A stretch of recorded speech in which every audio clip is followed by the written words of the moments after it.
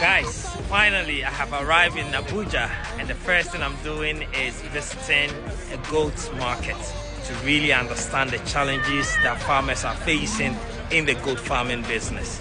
Right before I even start my training on Friday, and let me tell you a bit about the training. So on Friday I'm training livestock farmers in Abuja, and if you're a livestock farmer and you haven't signed up, then contact us.